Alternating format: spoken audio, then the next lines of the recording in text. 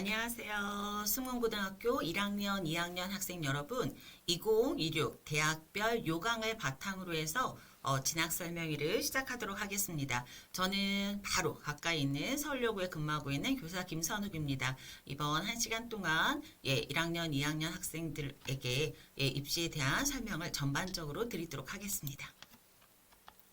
네, 2016의 대입 주요 사항부터 살펴보도록 하겠습니다.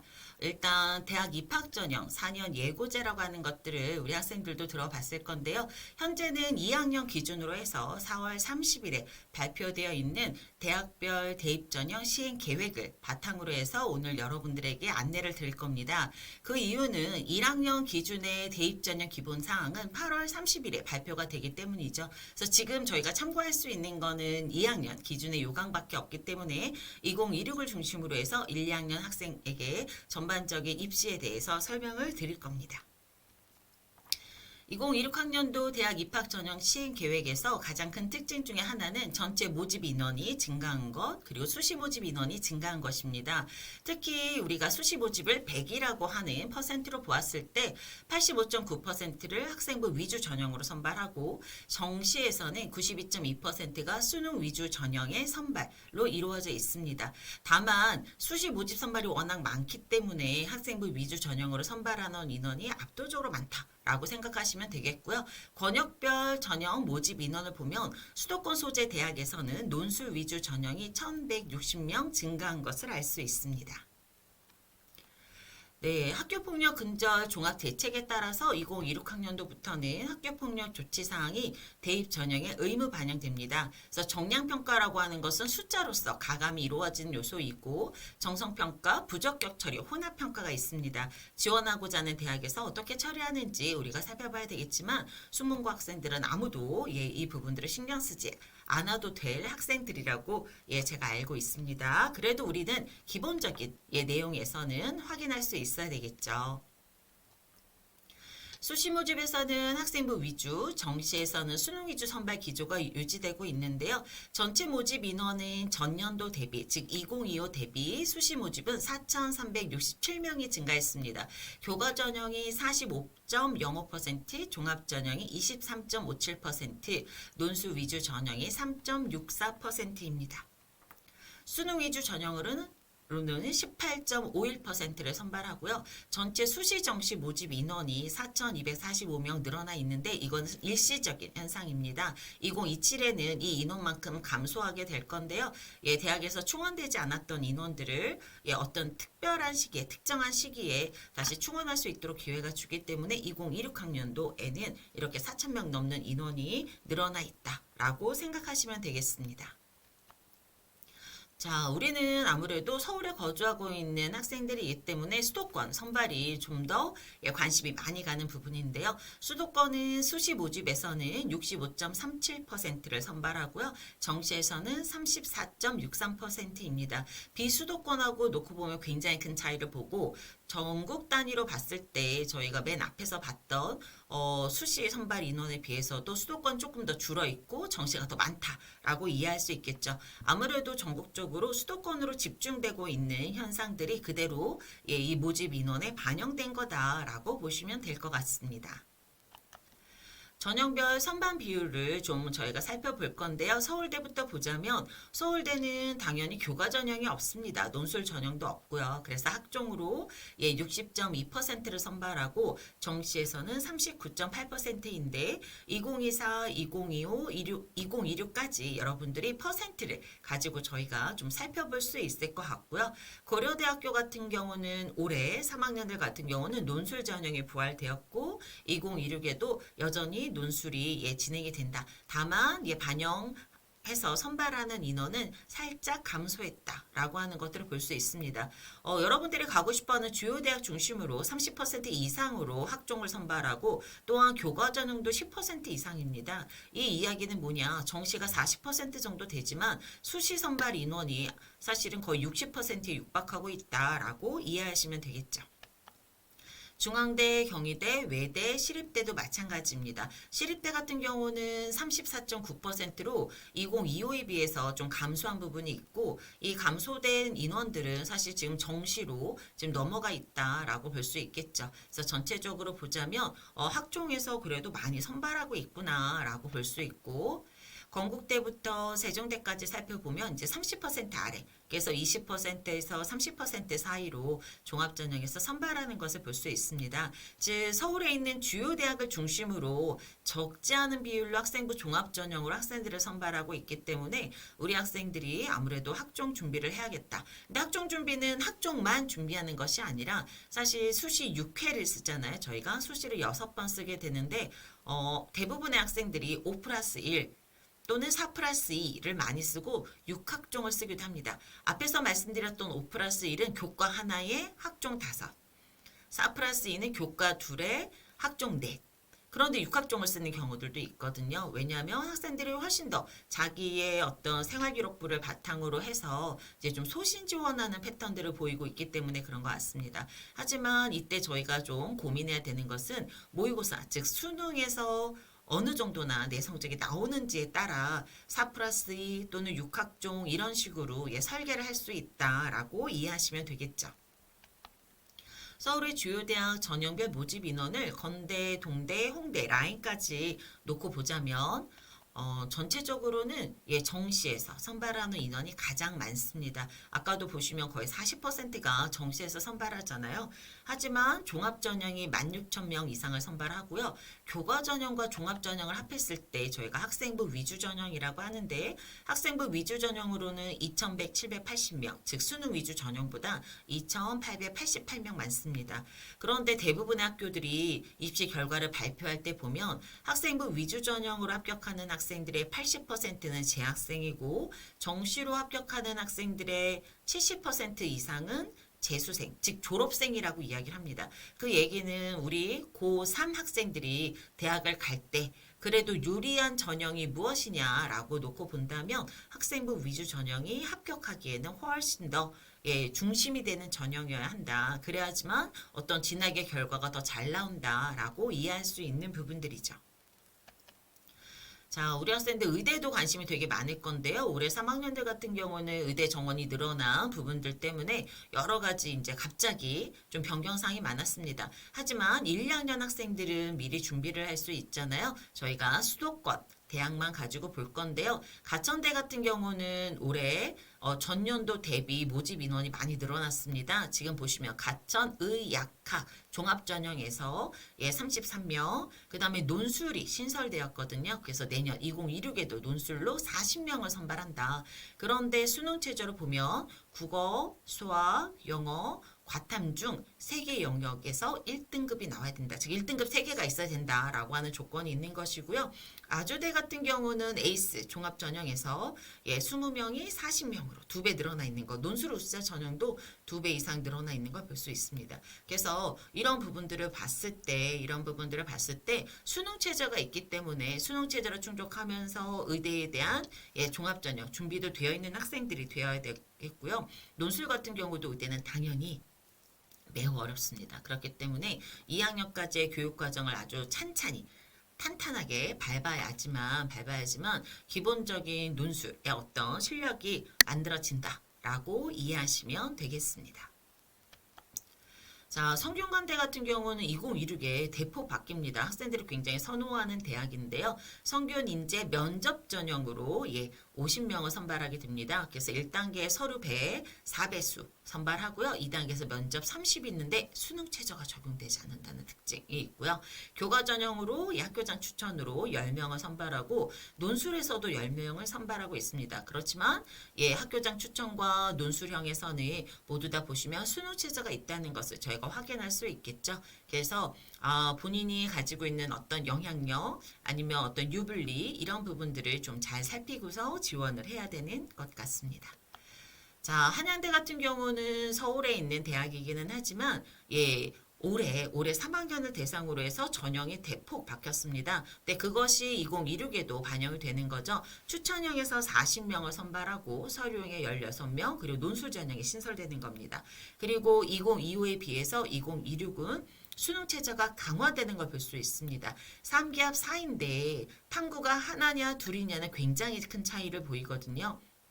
그래서 지금 2026에서는 탐구를 두 과목 반영하면서 수능 체제가 3기합 4라는 거 꼭 기억해 주시면 좋겠습니다. 자, 올해 의대 정원만큼이나 또 이슈가 됐던 것 중에 하나가 전공 자율선택제, 우리가 무전공이라고 하는 건데요. 유형 1과 2로 나눠서 생각해 볼 수 있습니다. 유형 1은 전공을 정하지 않는 모집단이라서 자유 전공 학부로 선불하는 겁니다. 그래서 이제 2학년 올라갈 때 대학 내 모든 전공을 물론 의학과 계열이나 사범 계열 등 제외되는 학과들이 있습니다. 이 부분을 그대로 선택할 수 있도록 열어준다라는 뜻이고요. 유형 2는 계열이나 단과대 단위 모집으로 선발하는 겁니다. 예를 들면 인문 계열에서 선발한 다음에 학과도 인문 안에서만 선택하게 하는 거, 자연 계열에서 선발해서 자연 계열 에 있는 학과를 선택하는 가장 대표적인 학교가 한양대 인터칼리지 학부입니다. 한양대 인터칼리지 학부는 인문과 자연으로 따로따로 선발한다는 것이고요. 지금 공과대학으로 선발해서 그 단과대 내에서 선택하게 하는 것은 고려대 학업우수 전형 안에서 선발하는 공과대학 전형입니다. 학교들마다 좀 다르게 운영하고 있기 때문에 우리 학생들이 관심 있는 학교에 2026 요강을 좀 살펴보시면 도움이 될 것 같습니다. 자, 전형별 모집 인원의 자유전공을 가지고 보자면 전체적으로는 교과와 수능에 몰려 있습니다. 그런데 우리 학생들이 좀 관심을 많이 가지고 있는 성균관대나 한양대 같은 경우는 종합전형에서 선발하고 있다는 거. 요 보이시죠? 종합전형에서도 114명, 그 다음에 한양 인터칼리지 학부에서도 95명, 종합전형으로 선발한다고 하는 것은 우리 학생들이 어떻게 준비해야 될까라고 하는 고민을 가지게 되는 그런 예라서 뒤에서 설명을 드리도록 하겠습니다. 경희대 같은 경우에는 보시면 교과 전형으로 선발하는 인원이 49명이고 한성대 같은 경우는 91명을 모두 다 교과 전형에서만 선발하고 있습니다.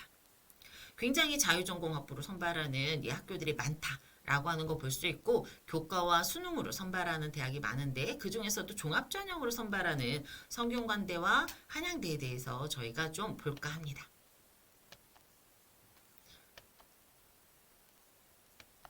자, 성균관대학교 같은 경우는 자유전공 계열로 모든 학부와 학과, 물론 제외가 되는 학과들이 있습니다. 위에를 참고하시면 될 것 같고요. 자유전공 계열 입학생 같은 경우는 2학년 때 이제 희망하는 것들을 선택하게 될 건데 종합전형으로 선발한다고 그랬잖아요. 그럼 어떻게 평가할 것이냐라고 봤을 때 학업 역량이 40%, 탐구 역량이 40%, 잠재 역량이 20%입니다. 그런데 다른 학교의 종합전형의 어떤 그런 평가 요소들과 비교해 보면 학업 역량과 탐구 역량은 결국에는 학업 역량이라고 저희가 얘기하는 부분입니다.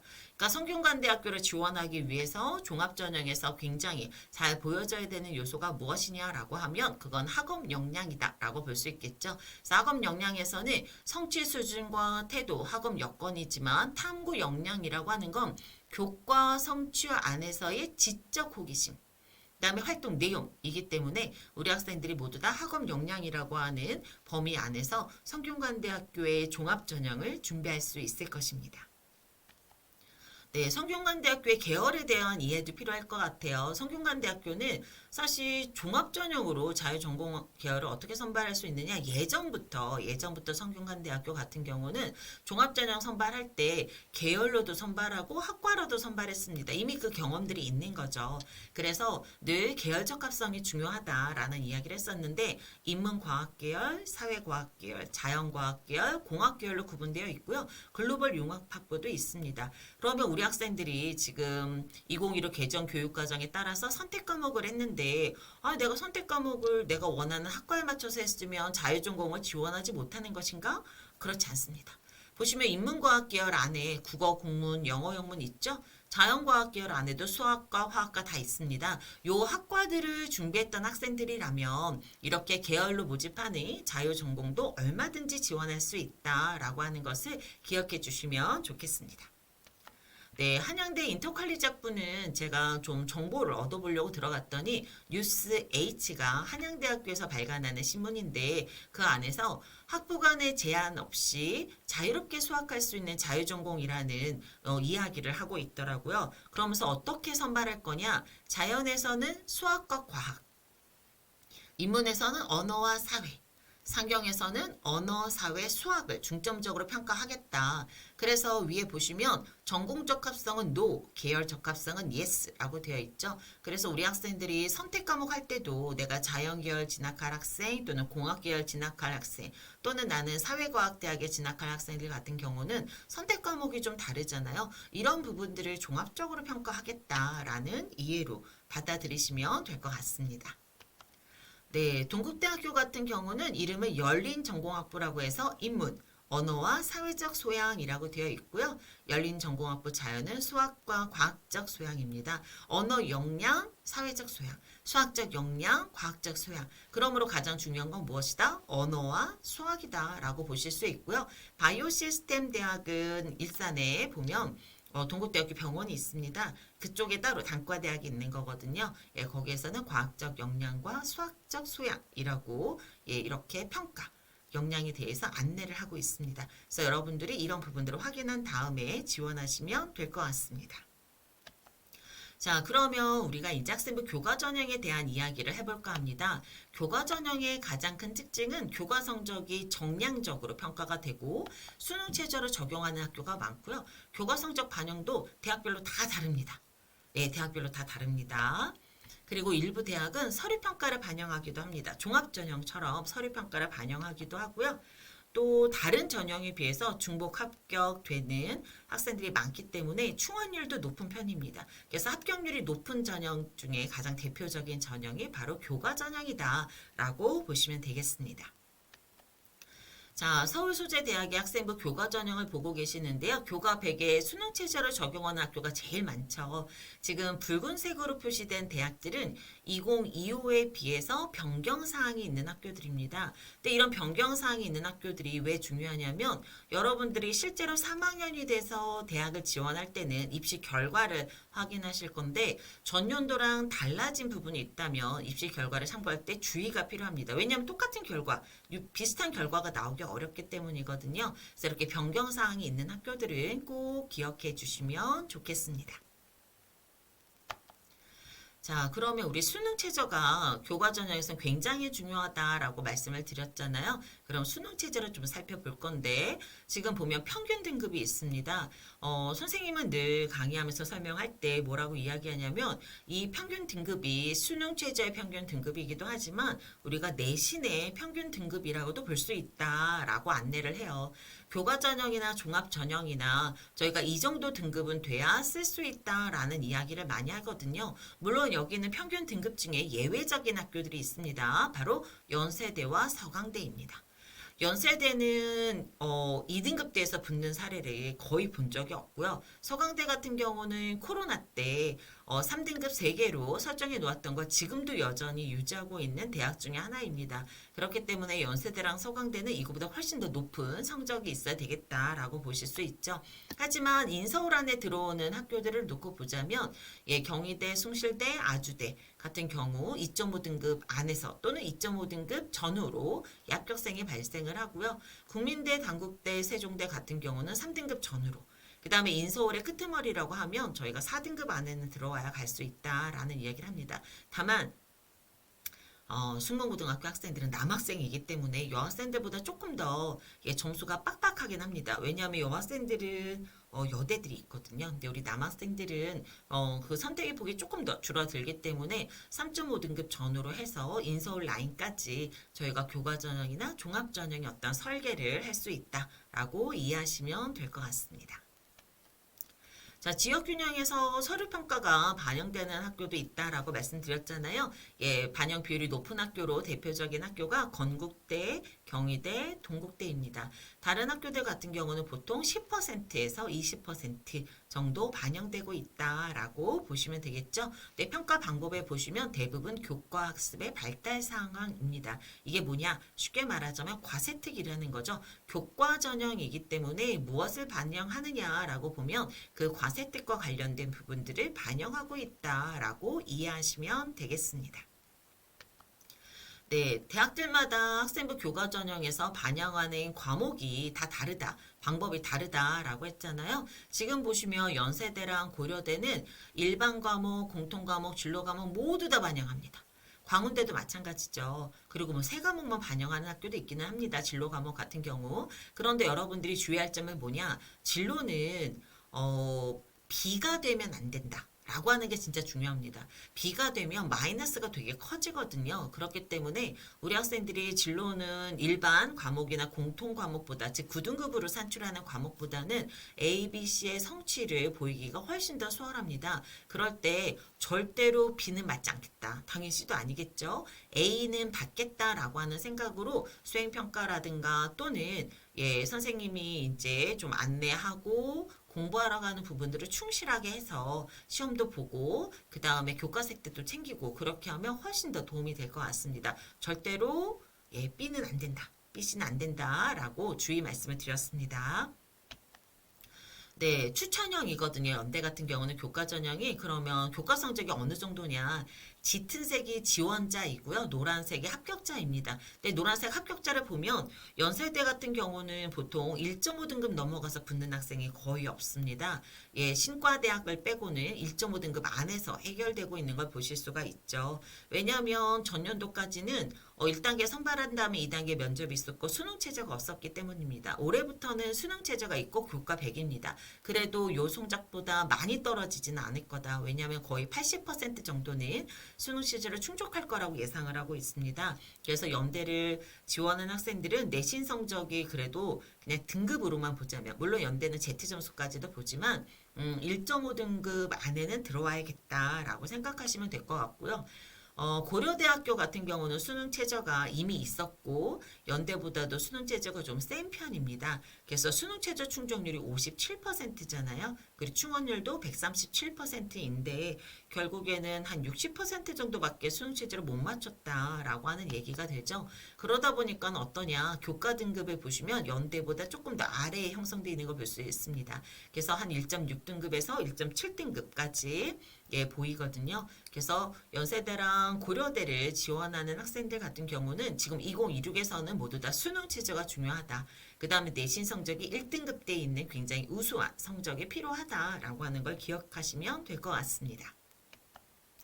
자, 그러면 우리 이번에는 종합전형에 대한 이야기를 해볼까 봐요. 자, 종합전형이란 어떤 전형이냐면 학교 생활에 충실한 학생을 평가하는 것인데 아까 교과전형 같은 경우에는 우리가 성적을 가지고 이야기했잖아요. 그런데 종합전형은 정성평가라고 이야기합니다. 아까 교과전형은 정량평가, 숫자로 나온다이고 종합전형은 정성평가인데 교과랑 교과 기반으로 하는 활동 또는 면접을 하는 학교도 있고요. 또 수능체제를 적용하는 학교들도 있습니다. 자, 종합전형은 보통 서류 100으로 진행하는 학교와 면접을 진행하는 학교 두 개로 나눠서 생각해 볼 수 있는데요. 특징 중에 하나는 딱 보이시나요? 교과전형하고는 다르게 수능 체제를 적용하지 않는 학교가 훨씬 더 많다. 라고 볼 수 있는 거죠. 그래서 재학생들이 교과전형 같은 경우에는 수시 6회 중에서 5번과 6번에 보통 안정적으로 지원을 한다면 종합전형 같은 경우는 수능 체제도 없고 그 다음에 숫자로 평가되지 않기 때문에 훨씬 더 소신 지원하는 것을 볼 수가 있습니다. 네, 보시면 광운대 서류형부터 시립대 서류형은 붉은색으로 표시되어 있잖아요. 2025 올해 고3들은 수능 체제가 있습니다. 시립대가. 하지만 내년도부터 2026부터는 수능 체제가 폐지되었다라고 보시면 될 것 같고요.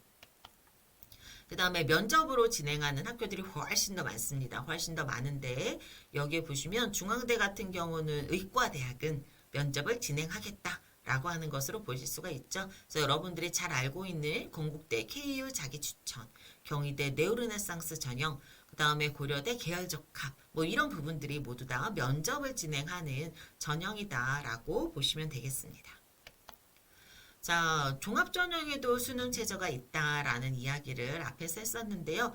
모든 학교를 다 수능 최저를 안내하고 있지는 않습니다. 그래도 우리 학생들이 가고 싶어하는 대학을 중시로 보면 서울대학교 같은 경우는 3기합 7, 고려대 학업 우수형 같은 경우는 4기합 8, 연대 활동 우수형은 2기합 4, 영어 3 이런 식으로 각각의 어떤 계열 또는 전형에 따라서 수능 최저를 달리 적용하고 있다라고 하는 부분들을 봐주시면 되고요.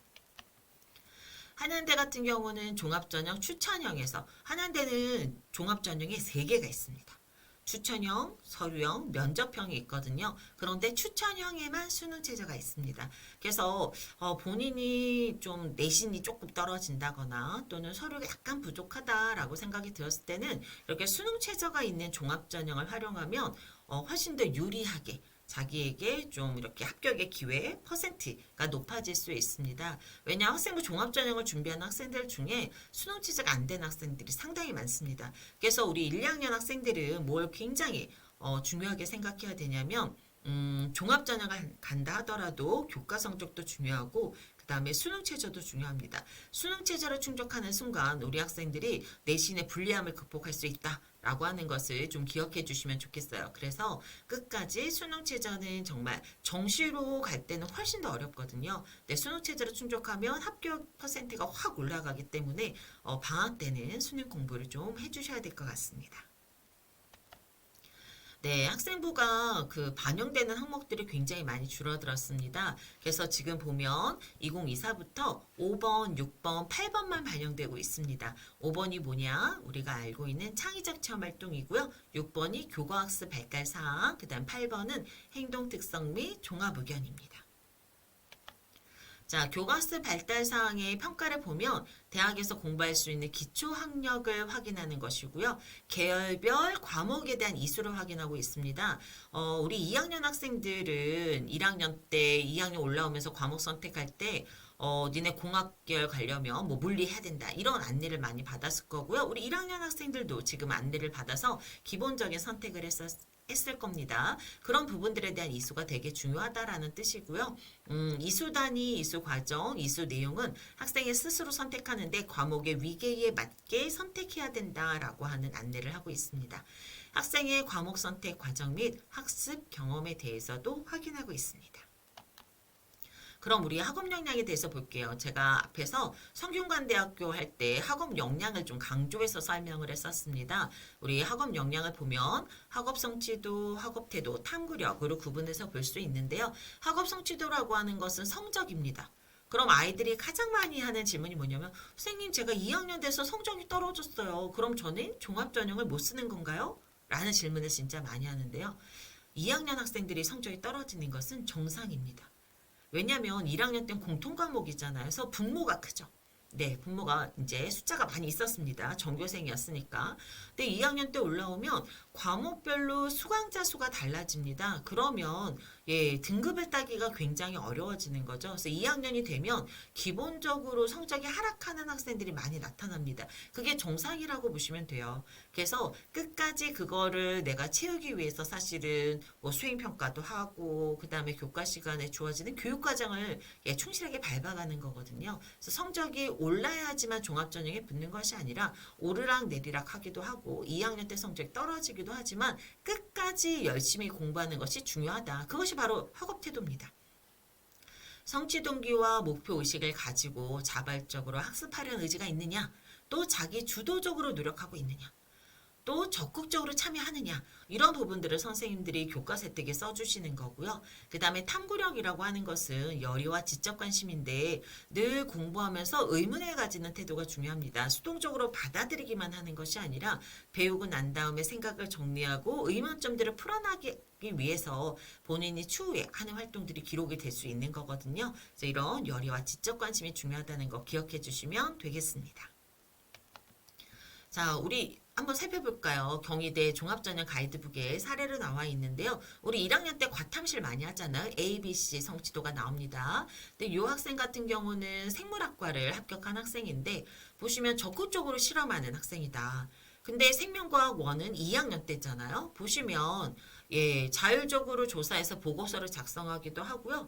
또한 근거를 들어서 수업 시간 설명한 걸 선생님이 기록해 주셨습니다. 그럼 이 학생의 지적 탐구 또한 굉장히 성실하게 학업에 임하는 모습들을 우리가 확인할 수 있기 때문에 학업 역량 면에서 좋은 평가를 받았다라고 할 수 있는 거죠. 자, 그럼 진로 역량을 볼까요? 진로 역량의 가장 중요한 건 선택 과목입니다.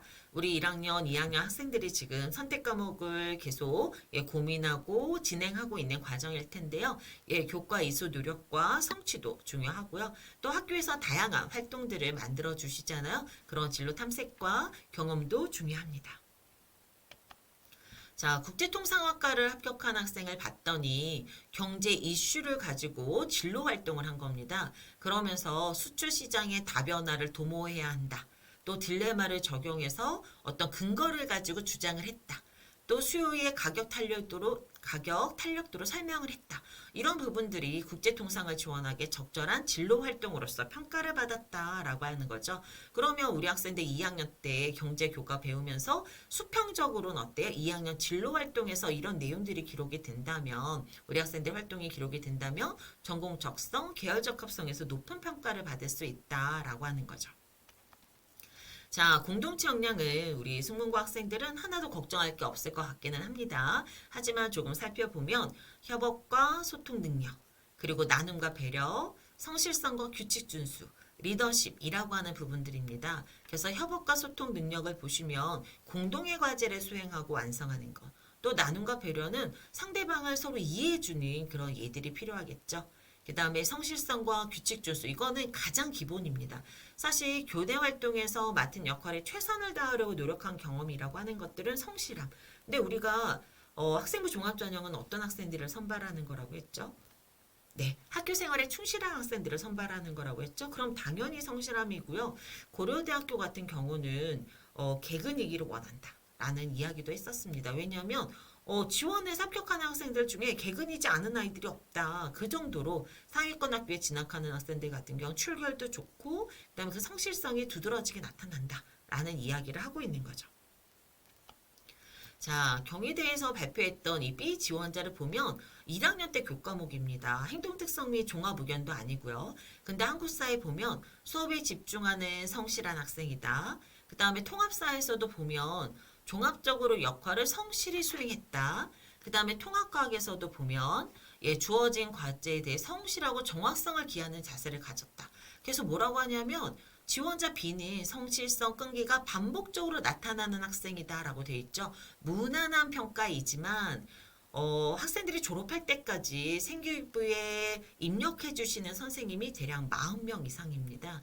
근데 사실 보는 눈은 비슷하거든요. 그래서 1학년 때부터 계속해서 좋은 평가들이 누적되어 오는 거죠. 그렇기 때문에 이 학생에 대해서 긍정적 평가, 공동체 역량에 대한 긍정적 평가를 했다라고 하는 사정관의 평가를 종합전형 가이드북에 안내하고 있습니다. 그래서 이런 내용들을 좀 참고하시면 훨씬 더 도움이 되실 것 같아요. 자, 종합전형의 결과를 저희가 한번 참고해서 보도록 하겠습니다. 지금 경희대학교인데요. 보시면 2등급 전후로 해서 합격생이 나오죠. 이거는 보통의 일반 계고다라고 볼 수 있을 것 같아요. 그런데 우리가 3등급 안에서 저 까만색이 합격한 학생들이고 이거는 저희 학교도 또는 승문고도 요 정도 등급은 되는 아이들이 붙는다. 근데 이걸 왜 설명하냐면 합격자 평균 등급하고는 차이가 납니다. 왜냐하면 이 끄트머리에 있는 학생들 때문이겠죠. 자, 4등급에서 5등급에서 붙는 학생들은 사실 일반 계고 학생들은 아닙니다. 특목고 학생들이다. 뭐 이런 이야기들을 많이 하거든요. 그렇기 때문에 우리가 결과를 참고할 때 수문고의 데이터, 그 다음에 보통의 일반 계고에서는 어떤 학생들이 붙는지, 어떤 성적대 학생들이 붙는지 우리가 조금 면밀하게 살펴볼 필요가 있습니다. 자, 이거는 국민대학교인데요. 보시면 국민대학교는 2등급부터 1등급 대에서는 거의 지원자도 없고 붙는 학생도 없습니다. 그런데 보시면 보통 2등급에서 3등급 한 중반대까지 합격생이 많이 나오고 있는 걸 볼 수 있죠. 국민대 프론티어 전형은 보통 이 3등급 전후로 해서 학생들이 많이 합격하고 있다. 그런데 보시면 경영학부 중에서도 글로벌 경영은 4등급 후반대 학생들에서 합격자가 나오는 걸 볼 수 있습니다. 여기는 일반 계고는 아니라고 이야기를 합니다. 그래서 우리가 이렇게 지원하고자 할 때 대학의 입시 결과를 참고할 때에도 보통의 일반 계고 기준으로 해서 우리가 좀 평균적으로 그것을 무엇과 매칭시켜야 되냐면 학교 데이터랑 매칭시켜서 보시면 훨씬 더 좀 유효한 결과를 낼 수 있지 않을까라고 생각합니다. 자, 보이시죠? 이게 일반 계고다라고 보시면 되겠습니다. 자, 고려대 같은 경우는 학업 우수 전형이 전년도에는 5배수를 선발해서 면접을 실시했거든요. 근데 올해부터는 서류 100입니다. 그렇기 때문에 입결이 달라지겠죠. 입결이 달라지겠죠. 예, 그럼에도 불구하고 수능 최저가 있고 하기 때문에 우리 학생들이 이 총 합격자의 성적 등급을 보면 아까 교과 전형하고 굉장히 다릅니다. 교과 전형은 한 1.7등급 안에서 합격자가 나왔는데 지금 종합 전형은 2등급 중반대, 3등급 대도 나오고 있죠. 근데 이것은 어떤 의미이냐면 학업 우수 전형에 합격하는 학생들 중에 55% 정도는 일반 계고라고 하고요. 나머지 45% 정도는 외고, 특목고, 국제고 이런 학교들이라고 이야기합니다. 그렇기 때문에 평균 등급이 좀 아래에 형성되어 있는 것으로 볼 수 있지만 보통의 일반 계고에서는 고대 학업우수 전형을 붙기 위해서는 2등급 초반대에서 보통 잘해야 2등급 초반대에 합격생이 나온다라고 이해하시면 될 것 같아요. 그래서 저희가 좀 3등급 때도 있지만 이런 것은 일반 계고의 얘기는 아니다라고 이해를 해줄 필요가 있습니다. 자, 그럼 이번에는 논술 전형에 대해서 안내해 볼까 합니다. 네, 논술 전형은 2026에 보시면 붉은색으로 표시된 학교들의 변경사항이 있는데요. 국민대는 신설되었습니다. 서강대는 이전까지는 학생부에서 출결 이런 거 반영했는데 2026부터는 논술 100입니다. 논술 100이고요. 예, 광운대랑 시립대도 학생부 반영 비율을 줄였습니다. 근데 보시면 논술 100에 건국대, 경희대, 고려대, 또 서강대, 성균관대, 연세대 우리 학생들이 굉장히 가고 싶어하는 학교들이 많고요. 학생부 10인 한양대와 홍익대도 보면 학생부 반영 비율도 높지 않지만 등급 간 점수 차도 크지 않습니다. 그래서 우리 학생들이 이 논술 전형을 몇 등급대 학생들이 많이 쓰느냐라고 보면 보통 2등급 후반대부터 한 5등급 때까지 많이 쓰는데 학생부의 불리함을 좀 이렇게 극복하기 위해서는 논술 100인 학교를 쓸 수도 있고요. 학생부 반영 비율이 적은 학교 하지만 학생부 반영 비율이 좀 30% 이렇게 된다 하더라도 등급 간 격차는 크지 않다. 이것들을 학교별로 좀 확인해 주실 필요가 있습니다. 논술 전형의 특징 중에 하나가 수능 최저가 세다. 입니다. 그래서 보시면 고려대학교 같은 경우는 인문계열에서 4기합 8, 그 다음에 한양대학교 같은 경우는 3기합 7 보이고 있고요. 그 다음에 국민대는 신설되었다라고 말씀드렸잖아요. 예, 2개함 6개 수능 최저를 적용하고 있습니다. 하나 3인 학교들도 있습니다. 경희대 국제예체능, 그 다음 한국외대 글로벌 캠퍼스도 있고요. 자연계열은 의학학 계열 때문에 수능 최저가 높이 형성되는 걸 볼 수 있는데요. 중대는 4기합 5입니다. 아주대는 4기합 6이고 그 다음에 연세대, 미래 캠퍼스 같은 경우는 1등급이 3개.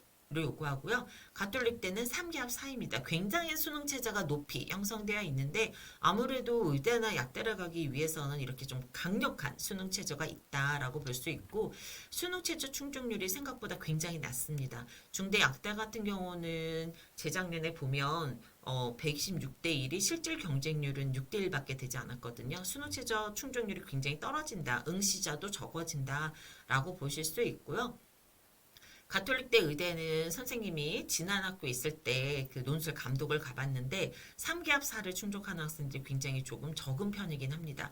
왜냐 한 교실에 50명을 배정해 줬는데 교실에는 35명밖에 들어가지 않거든요. 그래서 왜 50명이나 있을까 했는데 실제로 시험에 응시하는 학생들은 50명 중에 15명밖에 되지 않더라고요. 그러니까 수능 최저가 아주 막강한 힘을 발휘하는 것이 논술 전형이다라고 하는 것을 다시 한번 확인하는 순간이었습니다. 그래서 논술을 지원하는 학생들은 보통 정시까지 가기 전에 수시에서 논술을 활용하는 사례들이 굉장히 많이 있거든요. 그런데 그럴 때 수능 최저를 충족하기 위해서 노력해 줄 필요가 있다. 이것이 가장 강력한 힘이다. 라고 하는 것을 기억해 주시면 좋겠습니다. 자, 국민대 자연도 동일하게 2기합 6입니다. 자, 그러면 논술 전형은 어떻게 준비를 해야 할지 저희가 좀 살펴봐야 되는데요. 인문은 지문 분석 역량이 굉장히 중요해서 독서를 통한 독해 능력 향상이 중요합니다. 그러니까 독후감을 잘 쓰는 것으로 이 논술을 쓸 수 있는 것이 아니라 지문 분석 역량입니다. 이 지문이라고 하는 것은 무엇이냐면 여러분들이 논술 기출문제를 보시면 알겠지만 국어 지문보다 사회 지문이 많습니다. 특히 경제, 사회문화, 정치와 법, 윤리와 관계된 지문들이 많고요. 이런 사탐 과목에 대한 공부가 잘 되어야지만 지문 분석을 할 수 있고 그리고 답을 작성해 나갈 수가 있습니다. 당연히 독해 능력이라고 하는 것은 그 지문에 대한 독해 능력이다라고 이해해 주시면 되겠죠.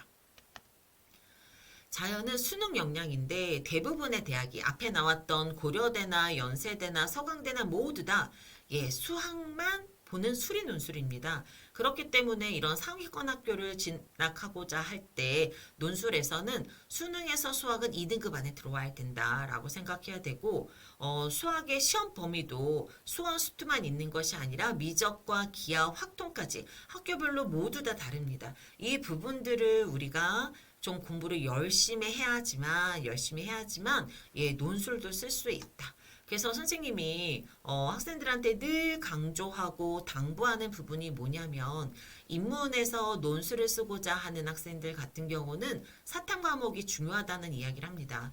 우리가 사탐을 생윤하고 사문을 가장 많이 선택하는데 적절합니다. 근데 논술 전형을 쓸 학생들이 뭐 동아시아사라든가 세계사, 한국지리나 세계지리를 선택하게 되면 그 지문들이 공부한 내용들이 이 지문으로 반영되는 예들은 거의 없습니다.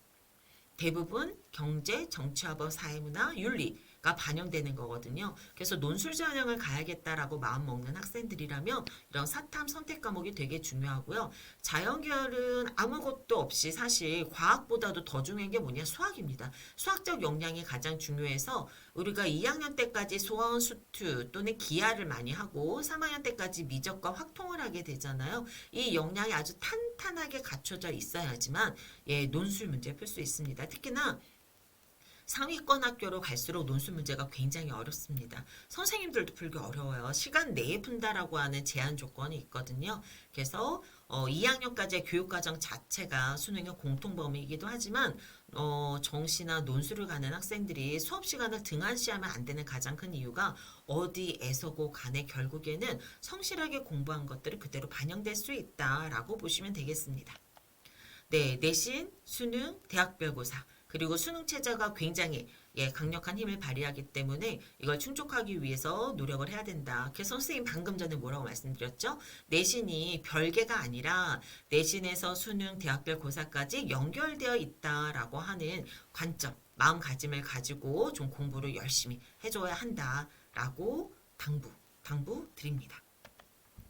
자, 그럼 우리 이제 정시의 수능 위주 전형에 대한 설명도 좀 드리고자 해요. 네, 이제 모든 걸 다 말씀드릴 거는 아닌데 가장 기본적으로 이제 변경사항을 보자면 수능 같은 경우는 가군, 나군, 다군이라서 저희가 정시에 3번 지원할 수 있습니다. 근데 다군에 사실 학교가 굉장히 적거든요.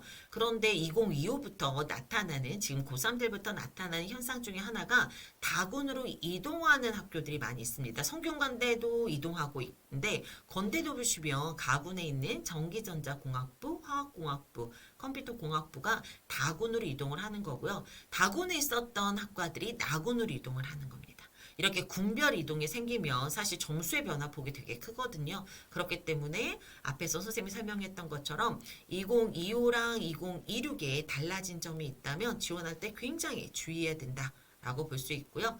경희대 같은 경우는 인문계열에 사회탐구 가산점이 폐지되고 계열 구분에서 한의예과가 사회계열로 구분이 됩니다. 그리고 인문, 사회, 자연, 예술, 체육으로 계열을 나눈 다음에 지금 각각의 영역 반영 비율이 달라져 있는 걸 보실 수가 있습니다. 인문 같은 경우는 수학 반영 비율이 그러니까 국어가 40%로 가장 높고요. 사회 계열은 국어 35, 수학 35이고요. 자연 계열은 수학 40에 탐구가 35이고요. 예술체육은 국어 60에 탐구 한 과목만 40입니다. 그렇기 때문에 이 계열별 반영 비율에 따라서 사실은 본인의 지원의 유불리가 정해진다라고도 볼 수 있고요. 동국대학교 같은 경우는 열린 전공학부를 정시에서도 선발하고 있다라고 하는 거 기억해 주시면 되겠습니다. 네, 시립대학교 같은 경우도 필수 응시 과목을 폐지했다. 이게 무슨 뜻이냐면 수학에서는 미적과 기하 또는 과탐이라고 하는 것을 지정했던 것들을 다 풀었다는 겁니다. 그래서 서울시립대는 인문 1, 2로 나눠서 국어와 수학의 반영 비율, 영어, 탐구 모두 다 다르죠. 예, 그 다음에 자연 1, 2도 지금 국어, 수학, 영어, 탐구의 반영 비율이 모두 다릅니다. 이런 부분들을 확인해서 본인의 점수를 좀 계산할 필요가 있다라고 보실 수 있죠. 그럼에도 불구하고 보시면 수학이 굉장히 중요하다라고 하는 것도 볼 수 있고요. 앞에 학교랑 좀 차이 나는 거 보셨는지 모르겠는데 경희대랑 다른 점 중에 하나가 우리 볼까요? 지금 경희대는 영어의 반영 비율이 지금 나타나 있지 않잖아. 이거는 가산점. 네, 제도를 쓴다는 거거든요. 그런데 시립대 같은 경우는 영어 반영 비율이 있다. 지금 영어 시험이 계속해서 어려워지고 있는 상황들입니다. 그러다 보니까 이렇게 영어를 반영하면서 영어의 유불리를 이제 조금 점수로 산출하는 것이다 라고 볼 수 있고요. 연세대, 연세대 일반 전형에서 교과 성적을 50점 반영합니다. 특히 교과는 전 과목을 반영하고 3학년 2학기까지의 성적을 반영하는 것이고요. 등급이나 성취도별 점수를 부여하겠다. 즉 진로 교과까지도 반영하겠다이고 출결 미인정은 감점하겠다라고 하는 안내를 하고 있습니다.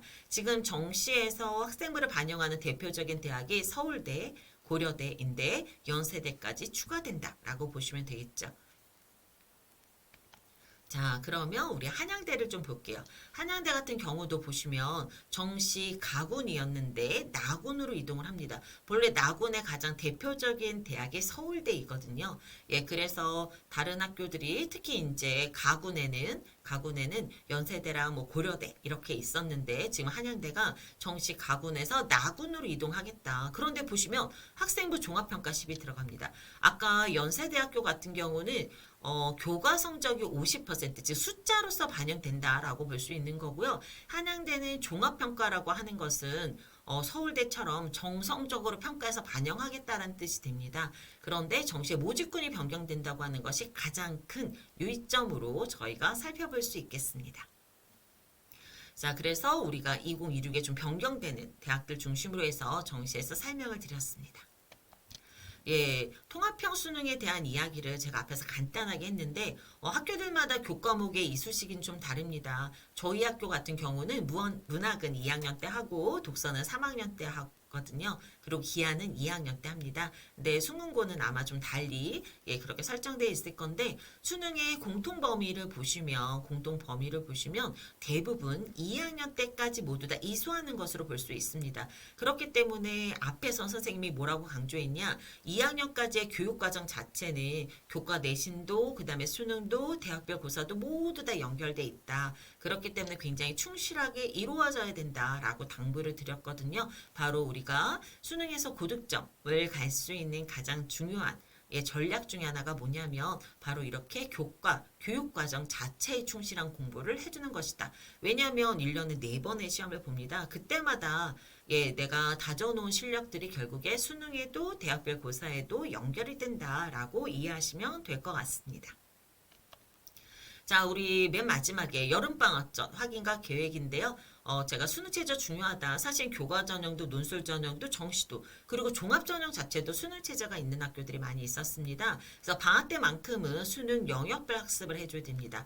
그래서 각 영역별 학습 정도와 여름방학 목표를 세우고서 공부를 해줘야 되고요. 당연히 선택 과목 2학년과 3학년까지 즉 1학년 학생들은 3학년까지 2학년 학생들은 3학년까지의 교육과정 안에서 선택 과목을 안내받고 상담을 통해서 좀 본인의 진학과 유리한 과목을 선택해야 할 필요가 있습니다.